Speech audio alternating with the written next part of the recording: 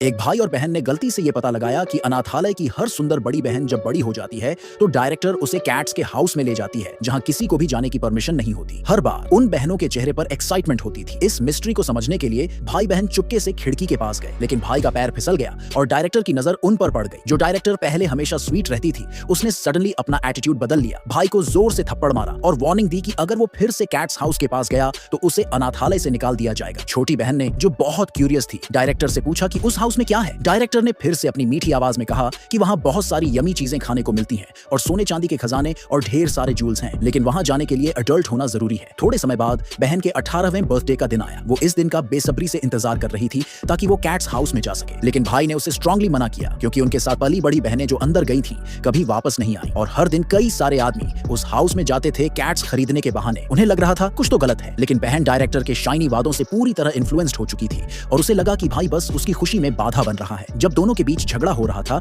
Director अचानक वहां आ गए। तभी उन्होंने अपनी एक दोस्त को देखा जो एक बहुत खूबसूरत पार्टी ड्रेस पहनकर आई थी। उस पल उन्हें समझ में आ गया कि आज उसका भी कैट्स हाउस में जाने का दिन है। सच को साबित करने के लिए भाई फिर से चुपके से खिड़की के पास गया। उसने देखा कि अंदर बहुत ही लग्जूरियस डेकोर था। टेबल्स पर बहुत सारे टेस्टी खाने रखे थे। उस बहन को वेलकम करने के लिए गेस्ट ने उसे एक बहुत कीमती जूल भी गिफ्ट किया। ये देखकर बाहर खड़ी बहन को बहुत जेलसी हुई, लेकिन अंदर वाली बहन ने बस पोलाइटली टोस्ट किया और फिर अचानक बेहोश हो गई। फिर उस लड़की की मदद की गई ताकि वो कैट्स हाउस के अंदर जा सके। भाई ने तुरंत अपनी बहन से कहा कि उस गेस्ट के साथ कुछ गड़बड़ है, लेकिन बहन ने कहा कि उसकी दीदी बस थोड़ी नशे में थी और उस आदमी ने सिर्फ एक अच्छा काम किया है। उसने अपने भाई पर जेलसी का इल्जाम लगाया और उससे मुंह फेर लिया। असलियत पता करने के लिए भाई ने जबरदस्ती अंदर घुसने की कोशिश की, लेकिन डायरेक्टर ने उसे धमकी दी कि अगर वो ऐसा करेगा तो उसे जान से मार देगी। तभी भाई को एक चीख सुनाई दी। वो दरवाजा तोड़ना चाहता था, लेकिन 1 मिनट बाद उसे अपनी बहन का मैसेज मिला कि वो ठीक है। भाई बहुत परेशान था क्योंकि अगले दिन उसकी खुद की बहन को कैट्स हाउस में जाना था। अपनी बहन को भी गायब होने से बचाने के लिए उसने डायरेक्टर से सच जानना चाहा। डायरेक्टर ने कहा कि सारी लड़कियां अनाथालय छोड़कर